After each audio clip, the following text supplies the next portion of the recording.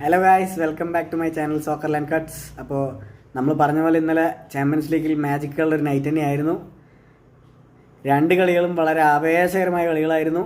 രണ്ട് കളികൾ ഒരുമിച്ച് കാണാൻ സാധിക്കില്ല, പക്ഷേ എന്നാലും രണ്ട് കളികളും റിസൾട്ട് പറയുന്നത് വളരെ ആവേശകരമായിട്ടൊരു കളി തന്നെയായിരുന്നു.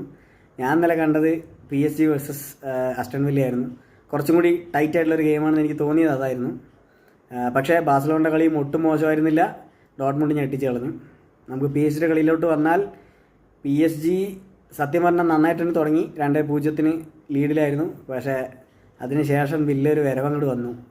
അവരെ സർവ്വശക്തി എടുത്ത് നല്ല പടയങ്ങൾ പഠിച്ചു. രണ്ടാമത്തെ മെഗിൻ്റെ goal outside the box, super finish.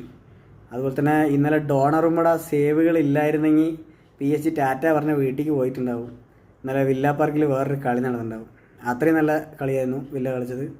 നമ്മുടെ റാഷ്ഫോർഡിനും അതേപോലെ തന്നെ അസൻസിയോയ്ക്കും കിട്ടിയ ചാൻസുകളൊക്കെ മുതലാക്കിയിട്ടുണ്ടെങ്കിൽ നല്ല ഗംഭീരമായിട്ടുള്ള റിസൾട്ടായിരുന്നു വരുന്നുണ്ടായിരുന്നു. എന്ത് ചെയ്യാം, ഭാഗ്യമില്ല. പിന്നെ ഫോർച്യൂൺ ഫേവേഴ്സ് ദ ബ്രേവസ്റ്റ് എന്നാണല്ലോ പറയുക. അതുകൊണ്ട് ഇന്നലെ അങ്ങനെ മത്സരത്തിൻ്റെ ഫലം PSG ആയിരുന്നെങ്കിലും പക്ഷേ അഗ്രിഗേറ്റിൽ അവർ ജയിച്ച് മുന്നേറിയിരിക്കുന്നു.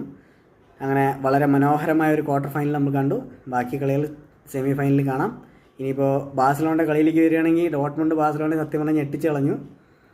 ഫസ്റ്റ് ലെഗിൽ 4 ഗോൾ അടിച്ചതിൻ്റെ ബലത്തിൽ ബാഴ്സലോണയും ജയിച്ച് കയറി. അങ്ങനെ ഇന്നാണ് നമ്മുടെ മരണപ്പോരാട്ടങ്ങൾ നമ്മുടെ ടീമുകളുടെ. ഇന്നാണ് ആർസണൽ വേഴ്സസ് റയൽ മാഡ്രിഡ്, അതുപോലെ തന്നെ ബയൺ മ്യൂണിക്ക്, ഇൻ്റർ. രണ്ട് നല്ല കട്ട കളിയായിരിക്കുന്നതെന്ന് വിചാരിക്കാം. അപ്പോൾ നമുക്ക് കളികൾക്ക് ശേഷം കാണാം. ബൈ.